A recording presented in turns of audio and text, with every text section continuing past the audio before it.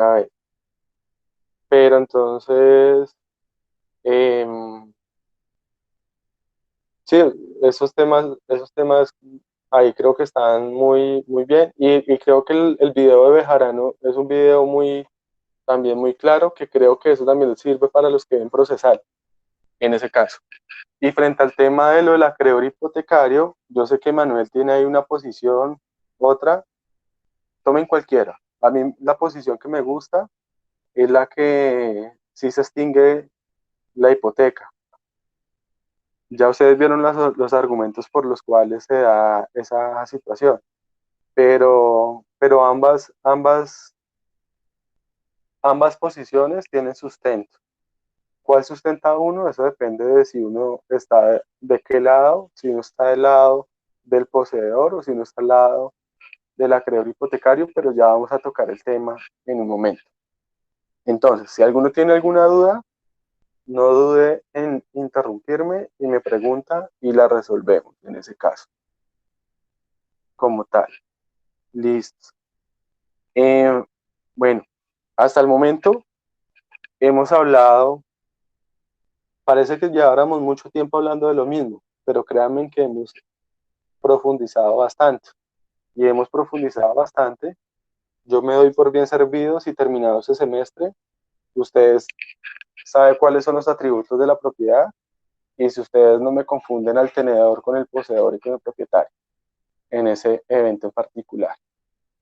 Eh, y pues hemos visto qué es el poseedor, qué es el propietario, qué es el tenedor, hemos venido hablando de cada uno, vimos cómo se puede adquirir la propiedad y demás. ¿Qué vamos a hablar hoy? Vamos a hablar ya de las acciones reales, y es decir, de aquellos mecanismos judiciales mediante los cuales se hace efectivo o real todo eso que venimos hablando. Todo eso que hemos venido hablando es mera teoría, pero pues lo que vamos a ver ahorita es cómo esto se vuelve una realidad en un proceso judicial, porque recuerden que todo eso tiene que ser declarado por un juez. Entonces, eso es lo que vamos a tener claro. Una aclaración muy sencilla antes de arrancar, y eso es algo más procesal. Acuérdense que procesalmente hay diferentes clases de procesos. Hay procesos ejecutivos, hay procesos liquidatorios y hay procesos declarativos. Yo no sé si ustedes ya han hablado de eso en procesal y tienen claro cuál es la diferenciación y qué finalidad tiene cada clase de proceso. ¿Lo han visto y lo tienen claro o no?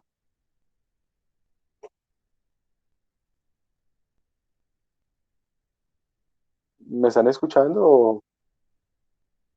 Ok, listo. Entonces ya me dice Paula que sí. Entonces, de todos modos, una aclaración.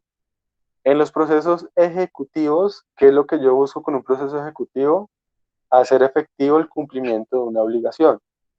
¿Y qué busco yo con un proceso declarativo? Que se declare si yo tengo o no un derecho en ese evento. Dentro de un proceso liquidatorio, pues busco la liquidación de X situación. En este caso, independiente de esa clasificación, también hay unos tipos de clasificación, no de los procesos, sino de las acciones. Y es que hay acciones reales y hay acciones personales. Entonces, cuando estamos hablando de acciones reales, eso es muy diferenciar entre lo que es una acción real y lo que es una acción personal es muy similar en cuanto a lo que hay que diferenciar entre lo que son derechos reales y derechos personales. Entonces, una acción real es mediante la cual yo estoy reclamando un derecho real y una acción personal es mediante la cual yo estoy reclamando un derecho personal o de crédito. Por esa razón, muchas veces las acciones personales son específicamente los procesos ejecutivos, pero también hay otras acciones de carácter personal. Por ejemplo, una acción de nulidad de un contrato, una acción de simulación, una acción de resolución del contrato. Esas son acciones de carácter personal, porque lo que se está discutiendo es un tema obligacional.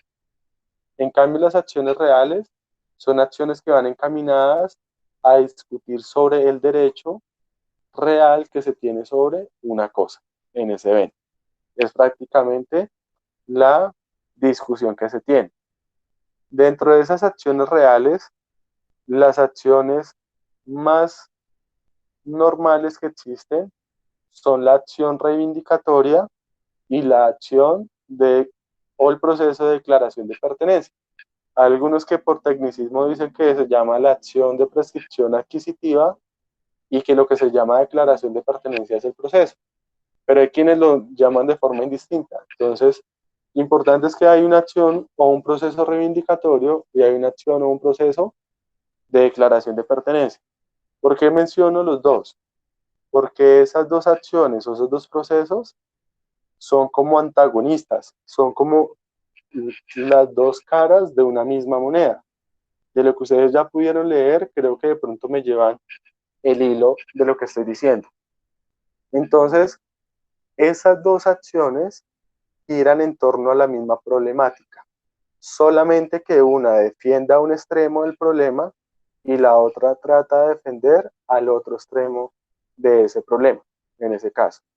Realmente en ambas acciones es una discusión que se da entre el propietario y entre el poseedor sobre un mismo bien en ese evento. Y pues lo que se están discutiendo es el derecho de propiedad o el corpus del bien, en ese caso en particular.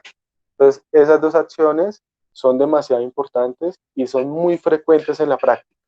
Son muy, muy normales que se puedan dar y que se manifiesten en la práctica eh, judicial. O sea, los procesos por acciones de declaración de pertenencia o los procesos por acciones reivindicatorias son muchos que se dan en la práctica, en ese caso. Lo que me dice María Fernanda que si puedo repetir, claro que sí. Entonces les decía, tenemos acciones reales y acciones personales. Las acciones personales giran en torno a conflictos por derechos reales, perdón, por derechos personales o de crédito. Ahí entran los procesos ejecutivos, las acciones que tienen que ver con problemas contractuales o problemas obligacionales. Las acciones reales son acciones que giran en torno a derechos sobre las cosas y especialmente donde giran el conflicto en torno a discutir por un derecho real como tal.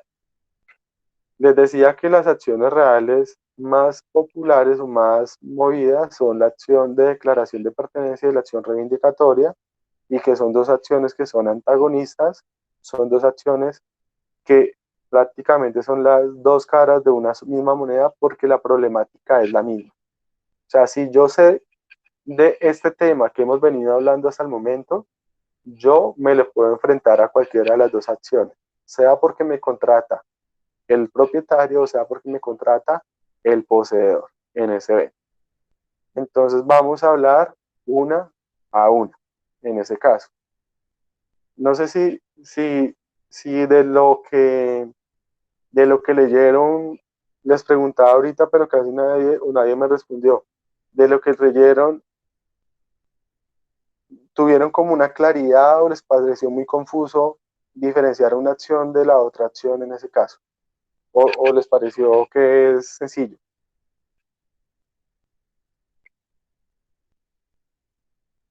Por favor, respóndame así sea por el chat, que siento que estoy hablando con la pared, que estoy hablando mirándome al espejo y me respondo yo mismo. O no sé si no me están escuchando. Ok, listo. Entonces, ok, no, igual lo vamos a explicar, pero por lo menos ya me entienden cuál es la esencia de la problemática que se da ahí en ese caso real. Listo. Entonces, ¿cuál es la cuestión? Acción reivindicatoria. Vamos a dedicarnos a la acción reivindicatoria y vamos a ubicarnos en un extremo de esta pelea, por decirlo así. La explicación de estas dos cosas es muy chévere porque es muy práctica. Entonces, de pronto, me parece que es más fácil de entender. Entonces, mire, ¿cuál es la cuestión? La acción reivindicatoria, cuando hablamos de reivindicar, significa recuperar algo. Y en la acción reivindicatoria lo que se está discutiendo y lo que se está peleando principalmente es la recuperación del corpus, es decir, el poder recuperar el dominio material de la cosa. Y es una acción que está dirigida para que el que recupere el dominio material de la cosa sea el propietario. ¿Por qué solamente está en discusión el corpus? Pues porque el animus siempre va a estar presente en el propietario. ¿Qué sucede?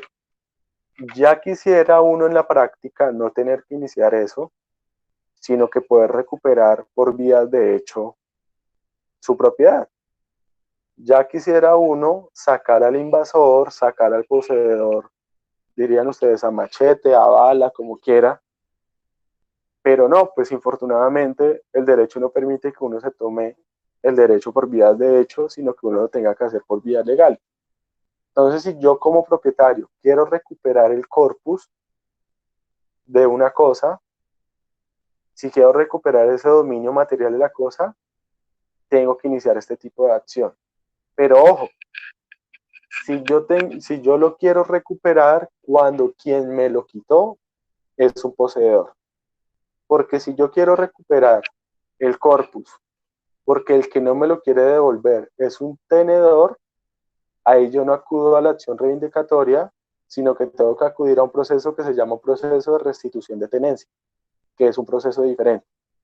Entonces, eso me hace determinar que en la acción reivindicatoria, y lo voy a hablar en términos muy procesales, los legitimados o la legitimación por activa o la legitimación por pasiva en la acción reivindicatoria está en cabeza de dos personas.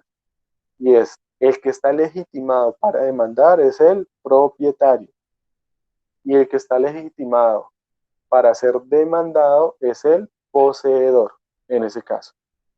Entonces, la acción reivindicatoria, reitero, es una acción que busca recuperar el corpus por parte del propietario.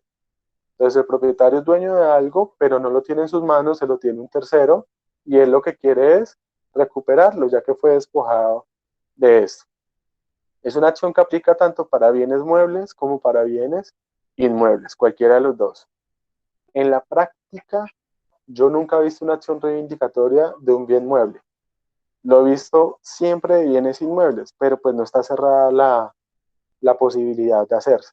Lo que pasa es que de pronto no es usual por el tema de la cantidad de los bienes, pero por lo general se da sobre bienes muebles, inmuebles. No obstante, está abierta para los dos. Les decía, ¿quiénes están legitimados? Eso está regulado en el artículo 950 del Código Civil en adelante. Ahí lo estoy mostrando en la presentación. El que está legitimado para iniciar la acción acorde con el artículo 950 es el que tiene la propiedad plena, el propietario como tal. ¿Quién es el que está legitimado para ser demandado? O sea, ¿contra quién va dirigida la acción? Contra el poseedor. Lo dice el artículo 952 en ese caso, en ese evento. Entonces, este tipo de acción se inicia contra el poseedor, la inicia el propietario. El artículo 957 del Código Civil plantea una situación muy particular. Dime, Profe, yo tengo una pregunta. dime. Lo que pasa es que en la lectura decía que además del pues, el propietario pleno también estaba legitimado cuando era lo que el poseedor regular, cuando la acción no la ejercía en contra de, pues, del dueño ni contra quien poseía igual o mejor derecho. El usufructuario, el usuario, el habitador, el copropietario y el acreedor prendario en la prenda civil. Sí, pero esa es la acción publiciana. ¿Esos también entrarían o Pero esa sería la no? En acción. la lectura decía sujeto activo, del sujeto activo de la acción reivindicatoria, decía en la lectura. Sí, pero tranqui. Sí, hay algo muy interesante, y es que si ustedes miran la acción, la lectura de Ternera y miran la de Ochoa Carvajal, hay cosas que se dicen de forma diferente. Y es posible que yo también lo diga de forma indistinta. Porque de alguna forma, no es que haya discusión, pero pues es una forma de manejarlo. Pero ya te lo voy a aclarar ahorita cuando explique la acción publiciana. Lo que pasa es que la acción publiciana es una subespecie de acción reivindicatoria. Y en la acción publiciana, el que inicia la acción es el poseedor, en ese caso. Pero entonces ya lo explico. ¿Listo? Listo, vale, perfecto. Vale, listo. Ya lo explico y ya te queda claro, tranquilo.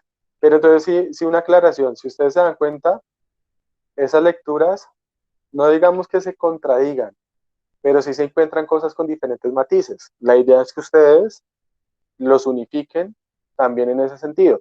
Y es normal que un profesor también diga algo diferente a lo que diga una lectura y en la jurisprudencia encuentren algo distinto, pero de pronto es más bien cosas técnicas que la esencia de la figura. Entonces, la esencia de la figura es que es el propietario contra el poseedor. Va a haber la posibilidad de que sea el poseedor contra el poseedor. Ya lo vamos a clarificar en ese caso. Lo que estaba mencionando es que el 957 me plantea una situación muy particular y es que lo normal es que yo inicie la acción reivindicatoria cuando he perdido el corpus. Pero digamos, ¿qué pasa si yo recupero el corpus sin haber demandado? En ese caso, según el 957, yo podría iniciar la acción reivindicatoria contra el poseedor, ya no con la finalidad de recuperar el corpus, porque ya lo recuperé, sino con la finalidad de algo que vamos a hablar ahorita más adelante, y es de discutir lo que se llaman las restituciones mutuas, y es discutir todo lo relacionado con los frutos. ¿Qué puede pasar?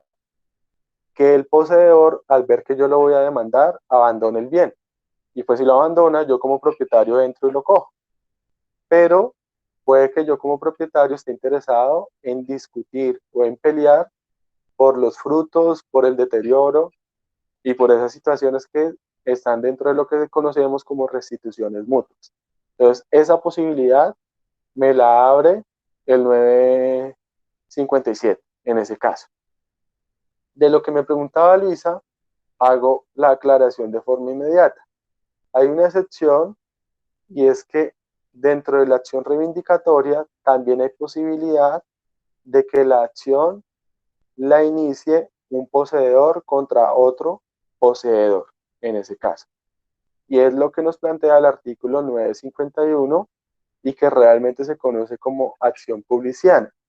Hay algunos que la catalogan como acción reivindicatoria, pero hay algunos que la catalogan como una acción distinta que es la acción publiciana. En esencia es lo mismo.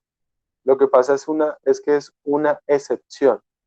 Y es una excepción en la cual el poseedor que ya tiene para adquirir por prescripción ordinaria, o sea, un poseedor regular que ya tiene todo listo para adquirir por prescripción ordinaria y que lo único que no ha hecho es demandar, si pierde el corpus por otro poseedor, puede iniciar una acción reivindicatoria con la finalidad de recuperar el corpus.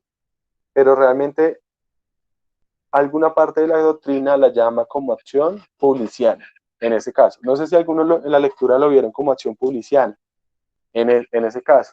¿Qué nos dice el artículo 951? Nos dice, se concede la misma acción, o sea, la acción reivindicatoria, aunque no se pruebe el dominio, el que ha perdido la posesión regular de la cosa y se hallaba en el caso de poderla ganar por prescripción.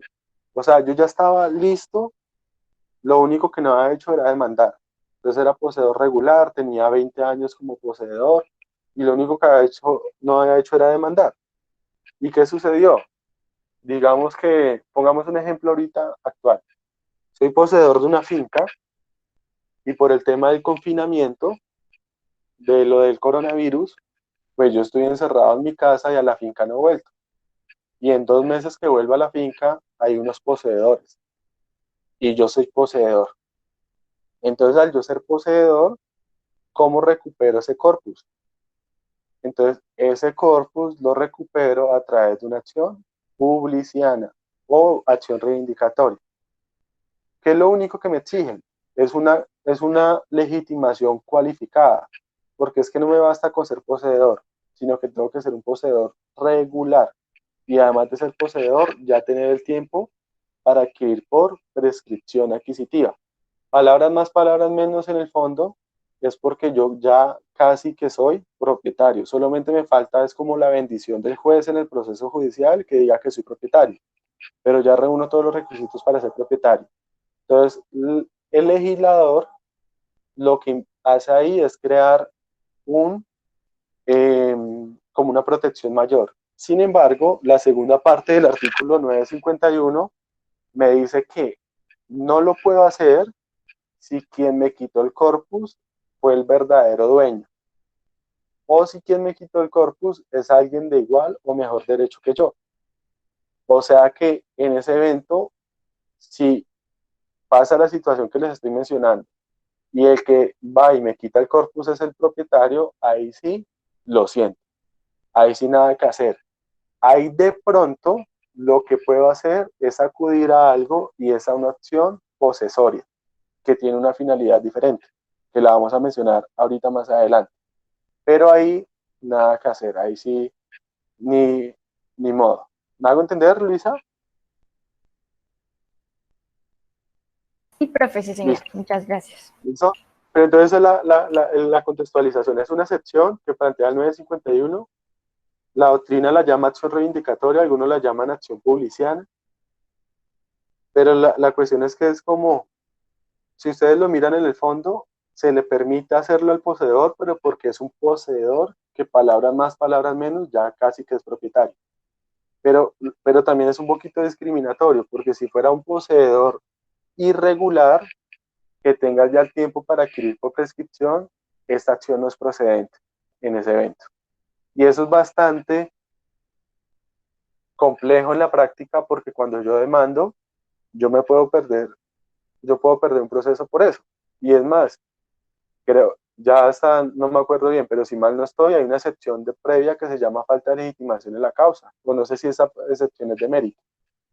No recuerdo bien.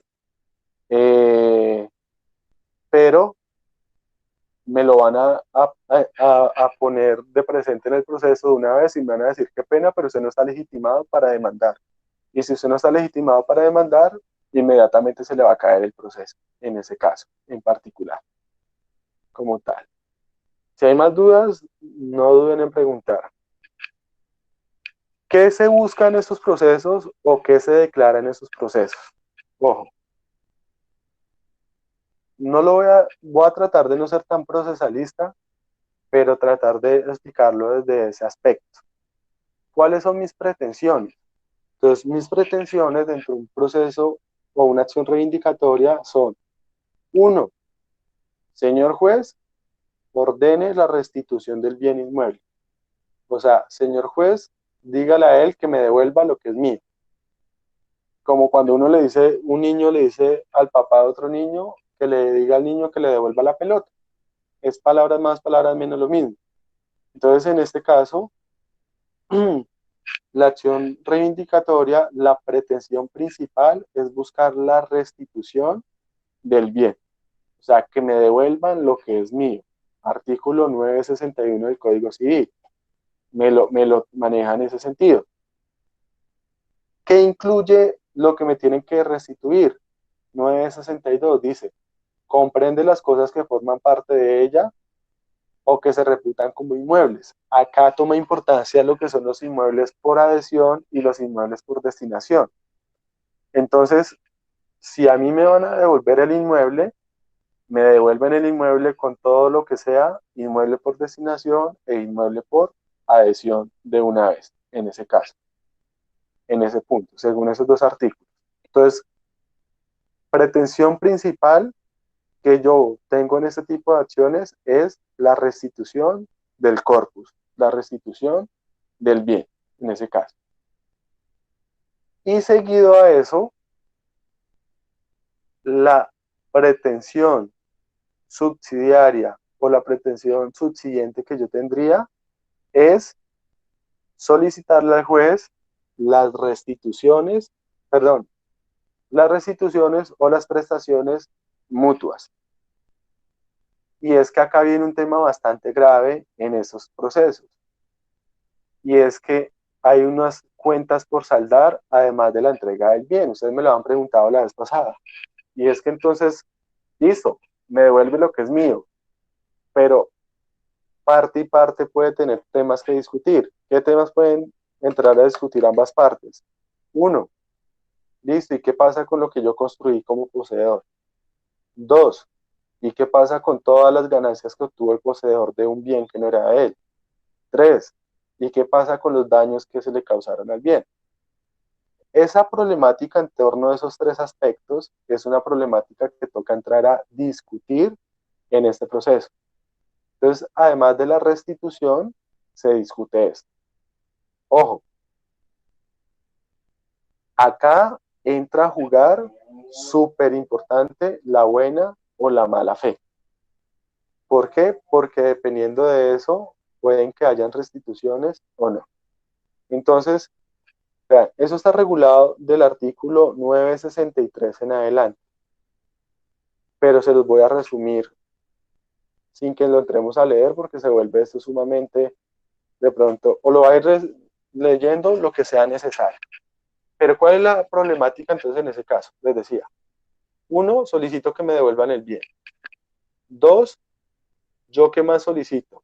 Acá tenemos que distinguir qué solicita el demandante, o sea, el propietario, pero también qué puede solicitar el demandado, o sea, el poseedor. Entonces, el demandado, perdón, el demandante, que es el propietario, además de que le devuelvan el bien, ¿qué va a solicitar? Uno, que el poseedor le devuelva todos los frutos, o sea, todas las ganancias obtenidas sobre el bien. Y dos, va a pedir que se le indemnice todo el perjuicio o deterioro que se le haya causado al bien. Ya vamos a mirar punto por punto. No va a pedir nada más. Por su lado, ¿qué es lo que va a pedir el poseedor? El poseedor, ya al ver que le va a tocar devolver lo que es de él, va a pedir que el juez le ordene al propietario que le reconozca las mejoras, es decir, lo que también el poseedor invirtió para mejorar ese bien, en ese caso. Entonces, eso es otra pelea que se da ahí, esa pelea es sumamente complicada. La pelea principal no es tan compleja, pese a que puede ser difícil. La pelea secundaria es muy compleja en ese caso. Entonces, ¿cómo vienen a aplicar acá las reglas? Primer regla o primer punto, los frutos. ¿Qué son los frutos? Ya lo hemos mirado. Todas las ganancias, el incremento patrimonial obtenido, eso tiene que ver con la accesión. Entonces, el propietario tiene derecho a que se le reconozcan y se le restituyan los frutos. Es decir, que el poseedor le devuelva al propietario todos los frutos obtenidos sobre el bien. La única forma de que el poseedor se libere de esa obligación es que sea un poseedor de buena fe. No me importa que sea regular o irregular. O sea, puede ser de buena fe, así no tenga justo título. Pero lo que me importa es que sea un poseedor de buena fe. Si es un poseedor de buena fe, el poseedor de buena fe no devuelve los frutos. Pero si es un poseedor de mala fe, me tiene que restituir los frutos. Y esto se hace mucho más complejo. Me lo dice el artículo 964. Son los frutos percibidos, o sea, los que yo realmente obtuve, pero también son los frutos que yo nunca obtuve por negligencia mía. Entonces, para poner un ejemplo sencillo, yo demando a Luisa, Luisa es la poseedora, yo soy el propietario, para que me devuelva una finca. Entonces, el juez le dice, sí, Luisa, le toca que devuelva esa finca no es suya. Primer punto. Segundo punto, Luisa, devuelva todos los frutos obtenidos. Ah, es que yo no tuve ningún fruto, ninguna ganancia. Bueno, pues calculemos cuánto hubiera sido lo que usted debería haber obtenido de ese bien durante todo su tiempo de posesión. ¿Y por qué? Porque usted es una poseedora de mala fe. Si es una poseedora de buena fe, la saca barata. Y eso es muy gravoso o es muy grave. ¿Por qué? Porque es que si ustedes se ponen a mirar, para hacer un ejercicio matemático sencillo, nada más de pronto cómo lo calculan con los cánones de arrendamiento. Entonces ustedes entran a mirar y dicen, vea, si usted duró como poseedora 6 años en un bien y durante esos 6 años obtuvo un canon de arrendamiento de 1 millón de pesos mensual, quiere decir que me debe 12 millones anuales, me debe 60, me debe 72 millones de pesos de frutos. Y el poseedor va a tener que devolverle ese dinero al propietario, en ese caso. ¿Por qué? Por ponerse a coger lo que no era de él, de mala fe, y a beneficiarse de los frutos. Yo no tuve ese dinero no lo hice real. No me importa, señor poseedor, por negligente adicional a eso también, me tiene que devolver los frutos. Entonces vean que es un tema muy, pero muy, o sea, muy ácido, es un tema muy, muy fuerte dentro de ese proceso. Por eso, una gran pelea que tiene que darse en ese proceso no es tanto la de demostrar si soy poseedor o no, sino la de demostrar si soy poseedor de mala fe o de buena fe. ¿Qué quiere decir eso? Que si yo soy el abogado del demandante, del propietario, yo voy a pelear todo por demostrar que eso no es suyo, que usted es poseedor y que me lo tiene que devolver, y voy a pelear por demostrar que usted tiene mala fe. Si usted es abogado del demandado, del poseedor, usted va a pelear por demostrar que usted, pese a que lo tiene que devolver, es un poseedor de buena fe. La norma me establece una cosa ahí, y es que usted no tiene que restituir los frutos si es de buena fe, pero sí tiene que restituir los frutos, pese a que sea de buena fe, todos los frutos que obtenga después de ser notificado de la demanda, en ese caso. O sea, si usted ya sabe que lo demandaron y que el bien es suyo, pues lo más lógico es que usted ya no tenga más frutos. Pero pues eso es lo menos gravoso en ese caso. ¿Es claro o es confuso?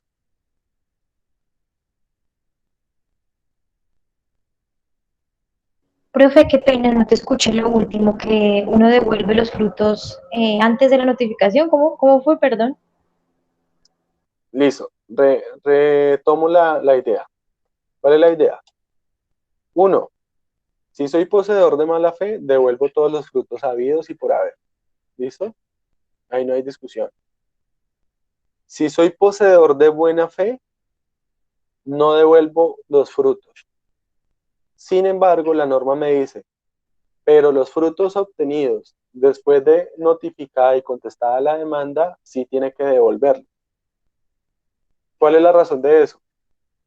Pues de que si ya está en discusión el proceso, el predio y todo, yo ya la demandé a usted, pues usted sabe que hay una discusión sobre eso, esos frutos los tiene que empezar a devolver en ese caso. Los anteriores no. Me voy a explicar con un ejemplo para darme a entender. Profe, Primer qué ejemplo, pena. Es dime. que en la lectura decía que, digamos, como que la buena fe o la mala fe se tiene en cuenta solamente hasta la notificación de la demanda. O sea, Sí, hasta cuando se notifica es que se tiene en cuenta la buena fe. sí. Pues Ujú, no, ese era mi aporte. sí. No, no, no, es correcto, está bien, está súper bien. Pero eso me ayuda a explicar lo que voy a explicar. Porque, ¿qué es lo que pasa? Cuando a ti te demandan, tú pierdes la buena fe. ¿Por qué? Porque inmediatamente tú ya sabes que lo que tienes no es tuyo. Entonces, inmediatamente tú ya eres de mala fe y vas a seguir peleando por retener algo que no es tuyo. Pero acuérdense que la buena fe en materia posesoria se mira es al inicio de la posesión como tal. Ahí es donde importa que yo haya sido iniciado como poseedor de buena fe. Ahí es donde importa la buena fe. Entonces, ¿cuál es el ejemplo para que me entiendan? Primer ejemplo, me demandan, soy poseedor de mala fe, duré 5 años como poseedor, me toca devolver el bien y por consiguiente me toca devolver los frutos. ¿Cuáles fueron los frutos? Un perito los tasa y dice que se tasan en 100 millones de pesos. Pues esos 100 millones de pesos me toca dárselos, además de devolverle el bien al propietario, pagarle esos 100 millones de pesos. Segundo escenario, soy poseedor de buena fe, me demandan. Entonces, cuando me demandan, yo me doy cuenta que eso no es mío.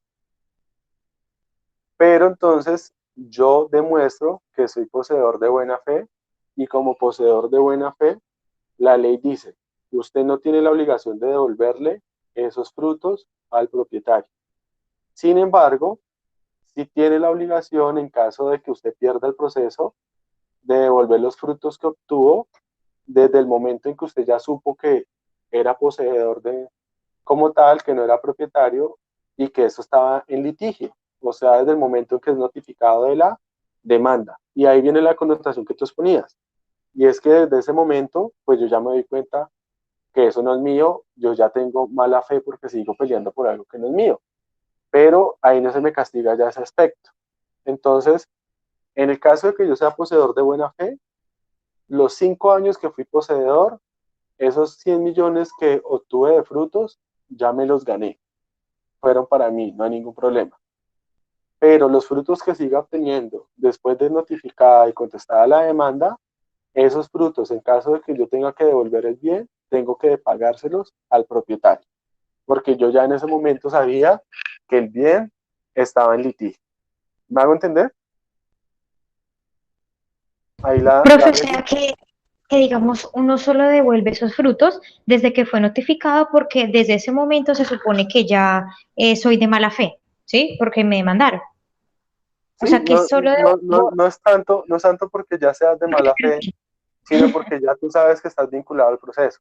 Entonces, Ok, como que entonces, en ese momento los devuelves, pero ojo, los devuelves si pierdes el proceso, porque si no pierdes el proceso, no, nada. esos frutos son para ti. Y es que hay posibilidad de que la acción reivindicatoria no prospere, que ya lo vamos a mencionar por qué.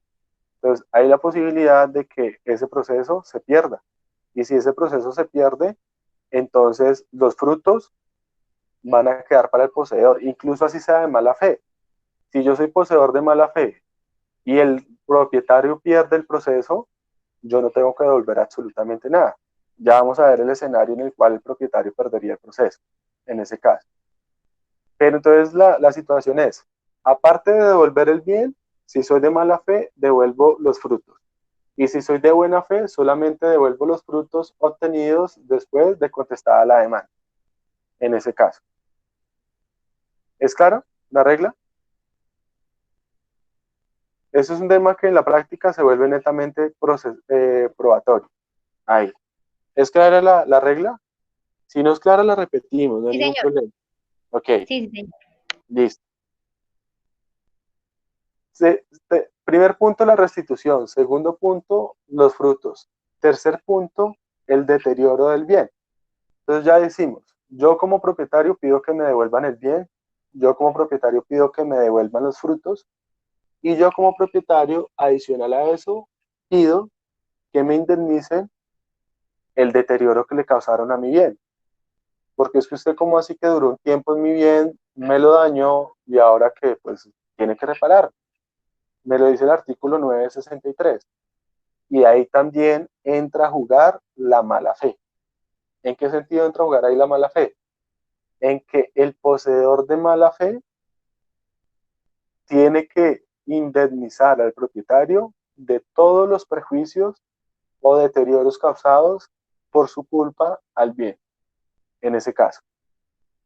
Yo soy poseedor de una finca, en la finca cuando yo entré a ser poseedor, eh, por culpa mía dejé caer un granero, por culpa mía dejé en abandono una parte, por culpa mía o voluntariamente cogí, corté y talé unos árboles, habían un poco de árboles de un cultivo y yo los eliminé porque quería poner ahí vacas a pastar, lo que sea.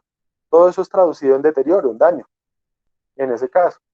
Yo tenía unos árboles que llevaban 5 años creciendo para que dieran frutos y el poseedor viene y me los quita todos, los corta porque él quiere poner vacas a que coman pasto en ese terreno. Pues eso es un deterioro, eso es un perjuicio, eso es un daño y si el poseedor actúa de mala fe, me lo tiene que pagar en ese caso. Si el poseedor es de buena fe, me paga solamente si él se benefició del deterioro, en ese caso.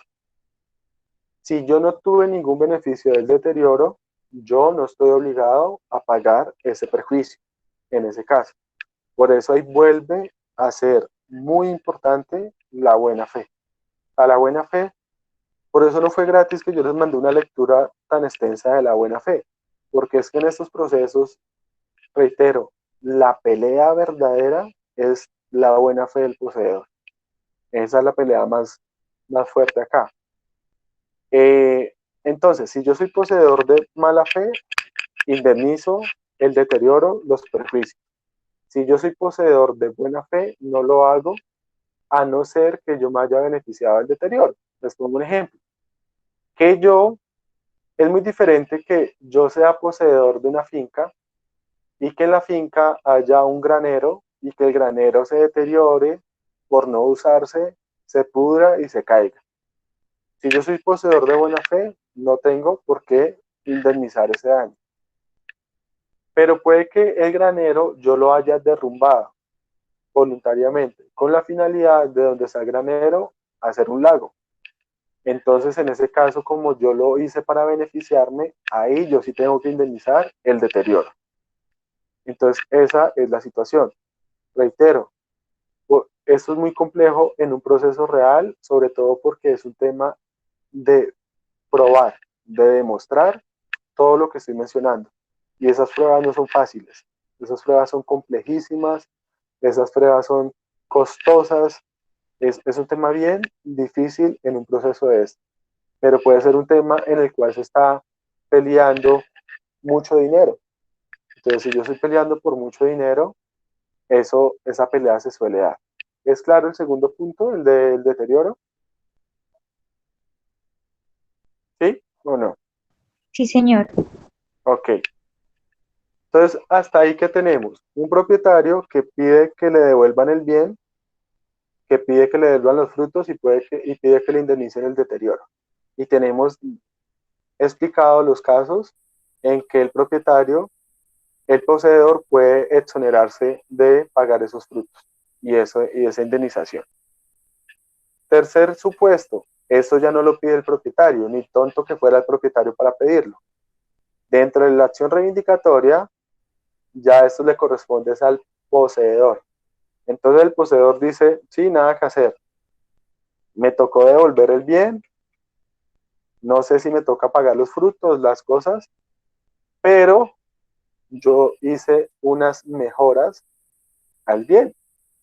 ¿Y qué pasa con esas mejoras? ¿Pierdo mi platica o tengo derecho a que el propietario me pague algo por eso, me la reconozca? Entonces, frente a las mejoras, ahí también hay una regla que revisar. Hay unas reglas que tener en cuenta.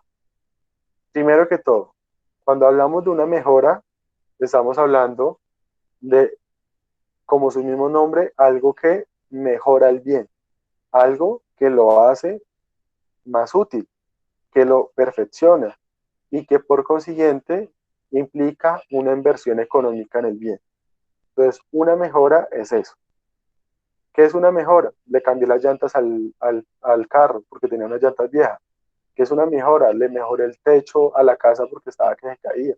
¿Qué es una mejora? Era un lote de terreno y hice encima de él una casa. Todo eso es una mejora, un beneficio que recibe el bien que está siendo objeto de posesión. La discusión entonces es si el poseedor tiene derecho a que el propietario le pague esas mejoras. O si por el contrario, el propietario sale ganando. Y créanme que esto puede ser, en la práctica se da. Y hay propietarios que dejan que el poseedor entre, que el poseedor lleve unos añitos explotando y después piden o buscan la restitución del bien a través de una acción reivindicatoria con la finalidad de, además de recuperar el bien, obtener los frutos y quedarse con las mejoras sin hacer absolutamente nada. Y es totalmente viable y podríamos decir que incluso que no es ilegal. ¿Qué nos dice la norma? Acá también entra a jugar la buena y la mala fe. Y dependiendo de la buena o de la mala fe, el poseedor puede tener derecho o no a que el propietario le reconozca lo que él invirtió a título de mejoras. Por ese lado. 1. 2. No obstante, la ley me dice que hay 3 tipos de mejoras. Entonces, hay 3 tipos de mejoras y esos 3 tipos de mejoras tienen unas finalidades distintas y tienen una forma de reconocerse distinta. 1. Hay mejoras necesarias. ¿Qué es una mejora necesaria? Me lo dice el artículo 965. La mejora necesaria es aquella mejora que yo realizo con la finalidad de evitar el detrimento o el deterioro del bien. Es una mejora con fines de reparación. Es una mejora con fines de corrección del bien, de corregirlo, en ese caso. Es una mejora con la finalidad de conservar la cosa, en ese punto. Ejemplos. Digamos, una mejora necesaria es colocar una cerca para que los animales no entren al predio y se coman los frutos. Una mejora necesaria puede ser, por ejemplo, fumigar un predio, con la finalidad de que pues una plaga no dañe el predio. Una mejora necesaria puede ser, por ejemplo, colocar un dique o un muro de contención para que el río no se crezca y se entre a mi predio y lo inunde. Eso es una mejora necesaria en ese caso. Una mejora necesaria puede ser cambiar una teja que está rota. Una mejora necesaria es tapar una gotera. Una mejora necesaria es cambiar un vidrio que está roto, etcétera, como tal. Esas son mejoras necesarias. ¿Qué es una mejora útil? Una mejora útil es aquella que no es necesaria, valga la redundancia, sino que simplemente lo que busca es incrementar el valor del bien. Cuando decimos útil, no nos estamos refiriendo a utilidad física que sirva para algo, sino nos estamos refiriendo a utilidad económica, es decir, que genere un incremento patrimonial. Entonces, las mejoras útiles, como nos lo dice el artículo 966, son aquellas que aumentan el valor venal de la cosa, o sea, que aumentan el valor común de la cosa, pero que lo hacen en una forma significativa, es decir, que generan un incremento económico importante en el bien. Un ejemplo de eso, cuando yo, por lo menos, me vuelvo poseedor de un lote de terreno y construyo una casa. En ese caso, esa construcción puede que sea una mejora útil. No es necesaria porque el predio no le iba a pasar nada si había o no había una casa, pero es útil porque va a aumentar significativamente el valor del bien. Profe, por ejemplo, cuando en una finca el predio es en, digamos, en bareque y la construyen de material, no sé, ladrillo, Sí, creo. ladrillo, sí. Sí, puede ser. Lo que Mm. pasa es que aquí viene la parte angustiosa o la parte compleja, que ya la vamos a discutir. Y es que hay una línea muy delgada entre lo que es una mejora útil y lo que es una mejora voluntaria. Distinguir qué es una mejora necesaria de las otras dos es más fácil, pero distinguir entre una mejora voluntaria y una mejora útil es más difícil. Y eso tiene una importancia práctica que ya vamos a mencionar. Y ahorita voy a utilizar el ejemplo que tú me pones para la explicación. Entonces tenemos mejora necesaria, me aumenta el valor, perdón, mejora necesaria busca reparar, conservar el bien, evitar el deterioro. Mejora útil busca aumentar el valor económico del bien, en ese caso, o logra aumentar el valor económico del bien. Y la mejora, la tercera, que es la mejora voluntaria, ojo como ahí lo están viendo en la presentación, voluntaria. Voy a decir una tontada, pero es que esas cosas me han pasado. he tenido alumnos, bueno, ustedes ya no van a tener examen modular, pero he tenido alumnos que en un examen modular me dicen que hay mejoras voluptuosas. Y pues ustedes ya se podrán imaginar qué ha pasado con el alumno que sale con ese cuento en un modular o en un examen oral. No son voluptuosas, son mejoras voluptuarias. Tampoco son voluntarias. No es con una N, es con una P. Voluptuarias. O también se llaman mejoras suntuarias. ¿Qué son las mejoras voluptuarias o las mejoras suntuarias? Son lujos que se incluyen al bien, pero que no aumentan el valor del bien de forma significativa, en ese caso. O sea, ahí me lo colocaba la misma norma, me da unos ejemplos. Me dice el 967, objetos de lujo, jardines, miradores, fuentes, que no aumentan el valor venal de la cosa, solo aumentan en una proporción insignificante, en ese caso, pero son meros lujos. No sé si hasta acá me ha dado a entender y ya vamos con los ejemplos para que en los ejemplos entremos en la discusión. Ahí. Profe, qué pena, ¿no aumentan el valor qué? El valor del bien o el valor venal, el valor común del bien. O sea, las mejoras Gracias. útiles y las mejoras voluptuarias aumentan el valor del bien. Lo que pasa es que la mejora útil aumenta de forma significativa y la mejora voluptuaria lo aumenta de una forma insignificante, en ese caso. Lo que me pregunta William Mauricio, de que construir el segundo piso de una casa, para mí eso es una mejora útil, como tal. Notablemente construirle un segundo piso a una casa aumenta el valor del bien de la casa. No es necesaria porque pues es que, no sé, el bien necesita para evitar su deterioro tener un segundo piso, yo creería que no, en ese caso. Pero entonces vamos a los ejemplos para que veamos que puede ser muy Profe, difícil. digamos, Dime, una piscina, dependiendo vamos del a, valor de la piscina, porque vamos a ese ejemplo. Vamos a unos ejemplos más fáciles y vamos a unos ejemplos mucho más complejos, en ese caso. Entonces, por ejemplo, si yo soy poseedor de una casa, de un apartamento, y el piso está bueno, pero yo quiero colocarle un piso más bonito, entonces tiene baldosa y le quiero colocar porcelanato, eso no es una mejora necesaria. Eso no es una mejora necesaria. La discusión ¿es una mejora voluptuaria o es una mejora útil? Yo pensaría que eso es una mejora netamente voluptuaria, porque si bien de pronto va a aumentar el valor del predio, no lo va a aumentar de una forma significativa en ese caso. Entonces, eso es una mejora netamente voluptuaria. Pongamos otro ejemplo similar. Si yo soy poseedor de un vehículo, y es que la posesión en los vehículos es muy normal por el tema de las problemáticas de los que hacen las ventas y hacen los traspasos abiertos y no perfeccionan la Profe, tradición. Dime. qué pena esto, pero digamos en esos casos, digamos cuando uno va a ver un apartamento o digamos a mí me ha pasado que hay muchas veces que sacan como de referencia que el costo del apartamento incrementa, que porque el piso es de yo no sé qué referencia y costó Ok, tanto. sí, por eso. Entonces, ok, déjame redondeo el ejemplo y vamos a esa problemática.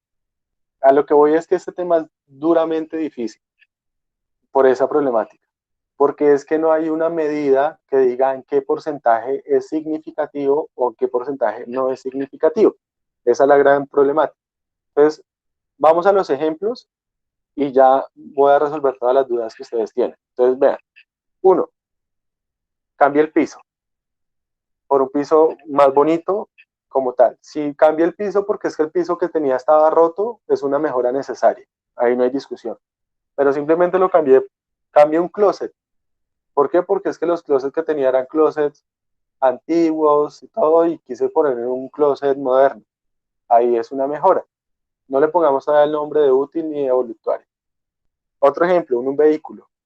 Entonces tengo un vehículo, tiene la cojinería buena, pero lo que yo quiero es que la cojinería sea de cuero. Entonces le cambio la cojinería, que era de tela, y le pongo una cojinería de cuero, en ese caso. Tengo una finca y en la finca hago una piscina. Tengo un apartamento En el apartamento coloco un aire acondicionado. Entonces vamos a mirar caso por caso. En el primer caso de las baldosas, si yo cambio el piso del bien, alguno podría decir, hombre, esa mejora es útil o esa mejora es voluntaria.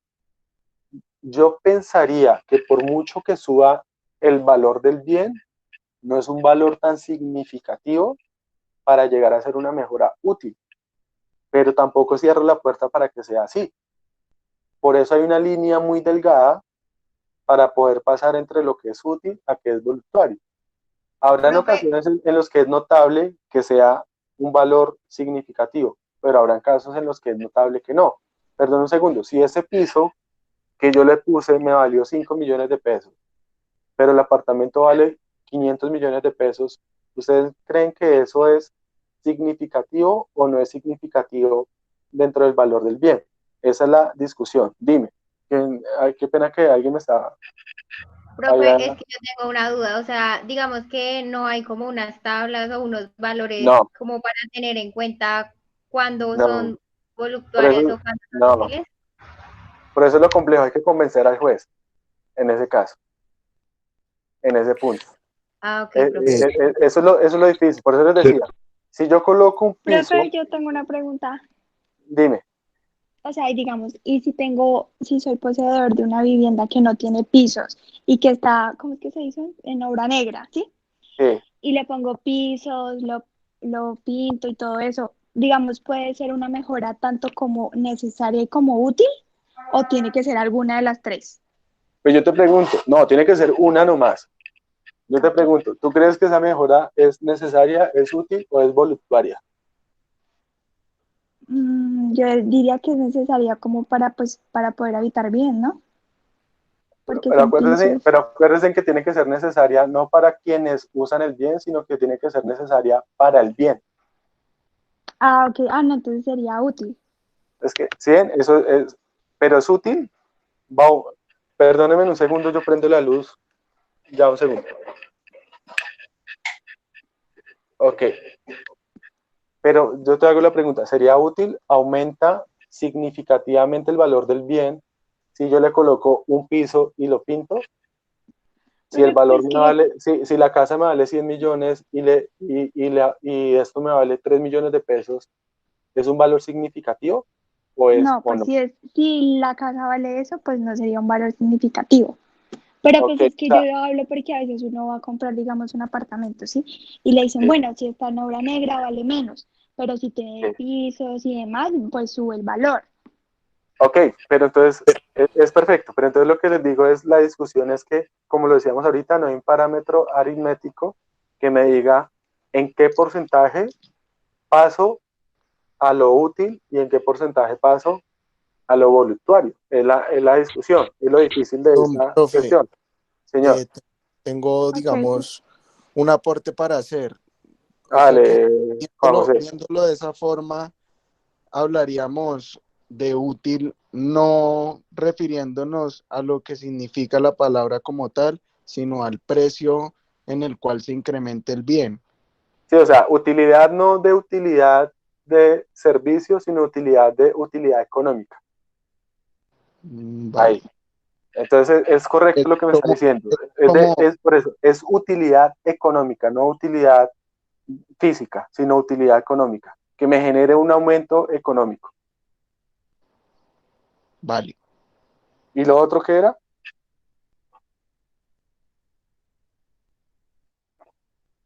¿Era algo más, Juan José, o era eso? No, era eso, era porque Ok, es como lo que es entonces, la cuestión ahí. listo, no, tranquilo, ahí está, hay que dar claridad a eso. Déjenme termino los demás ejemplos Profe, una y ya pregunta. redondeamos. Dígame. Pues como dicen mis compañeras que si de pronto no hay como una tabla de eso, podríamos más tomar como dependiendo, digamos, en lo necesario, dependiendo de la situación en la que se encuentre el bien, si está a punto de, no sé, colapsar o alguna columna que sea necesaria o que permita que pues sí, o sea, sea como Pero mejor la eso depende, habitación de este, sería yo le más digo, por situaciones, ¿cierto? eso depende del caso en concreto. Y eso también depende del juez, porque el juez es el que finalmente va a decidir, y lo va a decidir porque se logre demostrar una... Por eso este punto es tan importante, porque es un punto muy discutible, y es que puede que incluso las mejoras valgan más que el mismo bien. Entonces ahí es una pelea que hay que dar. Por eso es un tema tan difícil y tan complejo en esos casos en particular. Pero entonces, déjenme redondeo la idea y resolvemos todas las dudas que tienen ahí. Entonces, vamos al segundo ejemplo del carro. Entonces, yo le cambié el tapizado por cuero. Yo pensaría que eso no es necesario. El tapizado que estaba bueno, lo hice por mera vanidad. Y por más que el tapizado valga, tampoco yo creo que sea una mejora que incremente significativamente el valor del bien. Entonces podría ser una mejora voluntaria en ese caso. En el caso del aire acondicionado, la misma historia del piso. Un aire acondicionado en un apartamento, lógicamente va a hacer que el apartamento valga más, pero va a ser un incremento significativo o va a ser un incremento insignificante, como le dice el artículo 967. Entonces el 967 dice, no aumentan el valor o lo aumentan de forma insignificante. Entonces, si yo coloco un aire acondicionado que vale 3 millones de pesos en un apartamento que vale 200, yo pensaría que esa mejora es voluntaria, esa mejora no es útil, es un lujo como tal. El ejemplo de la piscina es un ejemplo muy complejo, muy difícil. Si yo coloco una piscina que me vale 20 millones de pesos en una finca que me vale 10.000 millones, para mí eso es voluntario. Pero si yo coloco una piscina que me vale 40 millones de pesos en una finca que me vale 300, yo pensaría que puede llegar a ser útil. Vean que ahí sí, como lo preguntaba ahorita Meneses, cada caso en concreto es una situación muy diferente en especial. No sé si me hago entender entonces como la problemática en general, hacia dónde va. Sí, señor. Bueno, ¿y Profe, para qué discutimos todo esto? Es la pregunta, dime. qué pena. Digamos, bueno, en lo de la piscina es que no se me cortó y no sé, no te escuché bien, pero digamos, ejemplo, yo como sé si la piscina de mi casa como que me incrementa el valor de mi casa, de mi bien. Dependiendo si el incremento es significativo o no. Entonces, si yo Ok. tengo, por eso les decía que eso es muy discutible, porque es que puede que yo diga, si yo hago una piscina que vale, no tengo idea de cuánto vale una piscina, que valga 50 millones de pesos. Pongamos un ejemplo en una piscina, un jacuzzi. Entonces yo coloco un jacuzzi que me valga 20 millones de pesos en mi casa y mi casa vale 1.000 millones de pesos. ¿Eso es un incremento significativo o eso es un incremento no significativo? Si yo coloco un jacuzzi que me vale 20 millones de pesos en una casa que vale 100, la situación puede ser distinta. Entonces, a lo que voy es que eso depende de cada caso en concreto, cada caso en concreto, en particular.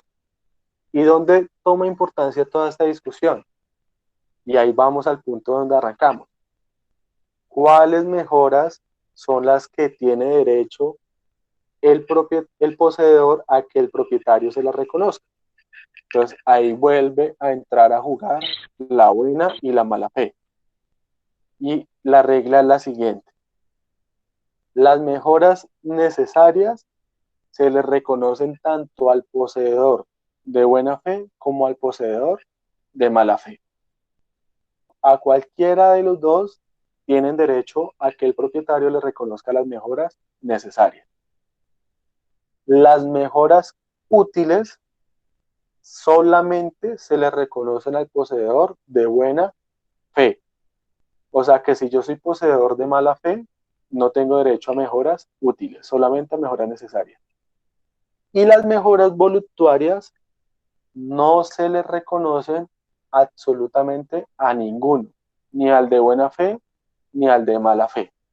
¿Eso a qué me va a llevar? A que el propietario va a querer meter todo dentro de las mejoras voluntarias. ¿Para qué? Para no reconocérselas al poseedor, sea de buena o de mala fe. Y si tiene un poseedor que demuestra que es de buena fe, en ese caso, perdón, que es de mala fe y ve que hay algún tipo de mejoras, con el hecho de que las pase a útiles o voluptuarias ya tampoco se las reconoce.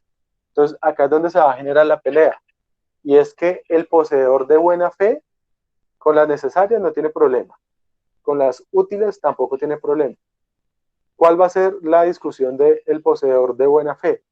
Querer justificar que esa mejora voluptuaria es útil, querer justificar que ese aire acondicionado es útil, querer justificar que ese piso que cambió es una mejora útil, porque pues es muy difícil que la arrastre hasta lo necesario, pero quererla demostrar que es como útil, porque si queda dentro de las voluptuarias no se las van a reconocer. Y pues el de mala fe la tiene mucho más difícil, porque el de mala fe tiene que intentar que las voluptuarias y las útiles estén dentro de las necesarias, que es una tarea mucho más discutible, porque para yo tener que llevar ese piso, ese aire acondicionado, esa piscina como necesaria, es muy jodido, pues casi que imposible. Entonces, esa es la discusión. Y es que, ¿qué puede pasar? Les pongo el ejemplo. Yo soy propietario de un lote de terreno y el poseedor hace un edificio. Ese edificio que hace el poseedor es una mejora ¿de qué tipo? ¿Necesaria, útil o voluptuaria? Les pregunto. Profe, ¿puede repetirlo otra vez? Yo Es que soy no me fue la dueño, conexión. sí, yo soy dueño de un terreno y en el terreno entra un poseedor y el poseedor hace un edificio dentro de mi terreno, construye un edificio. Ese edificio es una mejora útil, voluptuaria o necesaria. Útil, profe, porque aumenta la forma significativa, Listo, la entonces utilidad económica. no tenemos discusión al respecto. Entonces, ¿qué es lo que va a pasar? Que si el poseedor me tiene que devolver mi bien, me lo devuelve junto con ese edificio. Y si es un poseedor de mala fe, yo no le doy un solo peso por el edificio. Le digo, muchas gracias, le quedó muy bonito el edificio ahora es mío. Entonces, ¿cuál es la gran pelea del poseedor? Demostrar que es de buena fe. Por eso vuelvo y les digo que la buena fe acá es una pelea fundamental. Porque si se Profe, demuestra una que es de mala pregunta. fe, se Profe, jodió. Sí. Lucho, Le pregunten tranquilos Profe, uno a uno. una pregunta. Lo que pasa es que usted da buena fe, pero pues hay buena fe simple, buena fe subjetiva cualificada. ¿De cuál hablamos? Es- Al poseedor siempre se le reconoce la buena fe subjetiva cualificada, ¿no? sí, Al- ahí está la respuesta. Ahí está la respuesta. profe, yo tengo una. Siempre que hablemos de buena fe, Luis, siempre es, acuérdese que acá, por eso la diferenciación. La buena fe, la única buena fe que vale el poseedor, es buena fe subjetiva cualificada. Si estamos en otra buena fe, se jodió, es de mala fe. Ahí. Profe, Por eso esa lectura de buena fe es fundamental, porque es que acá la buena fe es fundamental en esos procesos. Dime. profe, ¿y de pronto no hay un tiempo límite para poder reclamar esas mejoras? Bueno, ¿sí? No, no, o sea, ¿No? no te entiendo un tiempo límite en qué sentido. No, pues Profe, no sé. eso no se haría, digamos, dentro del proceso cuando se declara que tiene que restituir el bien. Sí, o sea, eso está dentro del proceso, la reclamación de la mejora, pero el tema es que el tiempo para reclamarlas, pues es dentro de las etapas procesales, pero la cuestión es que si no tengo derecho a ellas por ser de mala fe, nada, lo siento, le quedó muy bonito el edificio, pero lo perdió.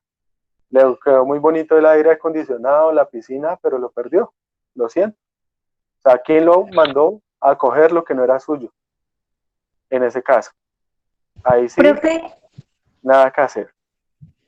lo que yo le entendí a Mafe, no sé si estoy bien, es que cuánto tiempo hay para iniciar este tipo de acciones reivindicatorias o publicianas. ¿No Listo, hay un tiempo límite? vamos, sí, ya vamos para allá. Entonces, ya vamos a ese punto. Ahí, listo, tranquila.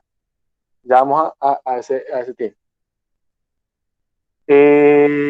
Me pregunta Yate un aspecto que está ya cercano a preguntar.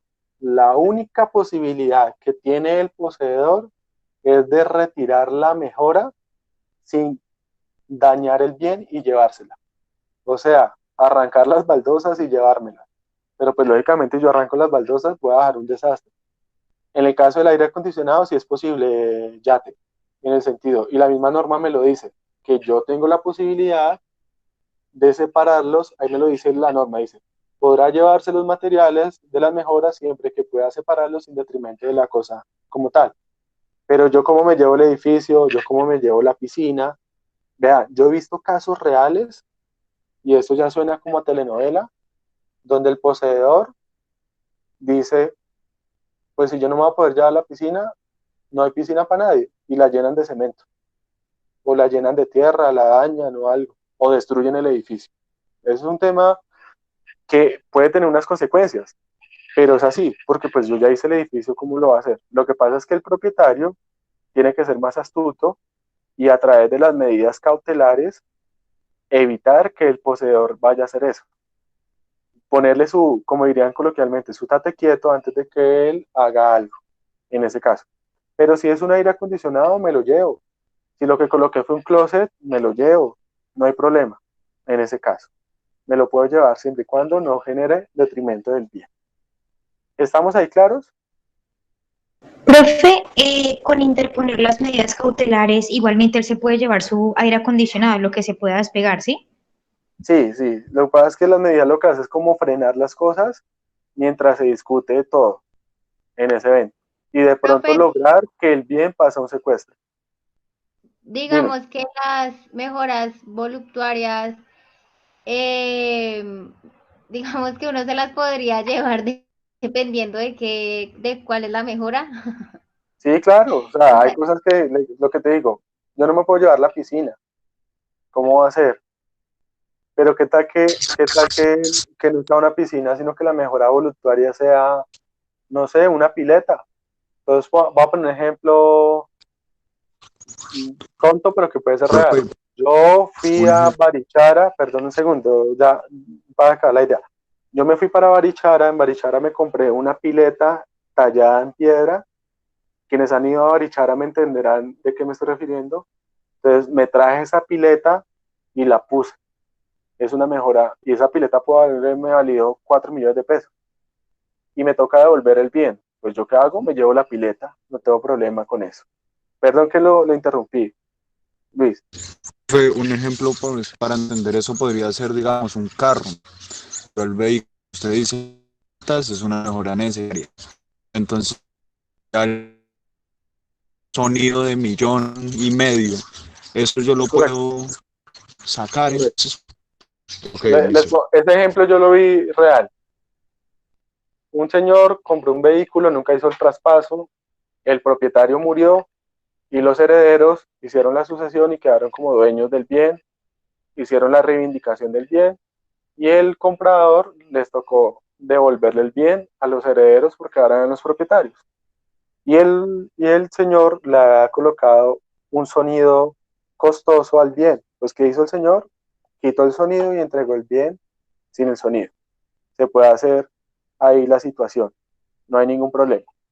O sea, tanto con las útiles como con las voluntarias se pueden retirar siempre y cuando no genere detrimento del bien. Ahí se puede hacer.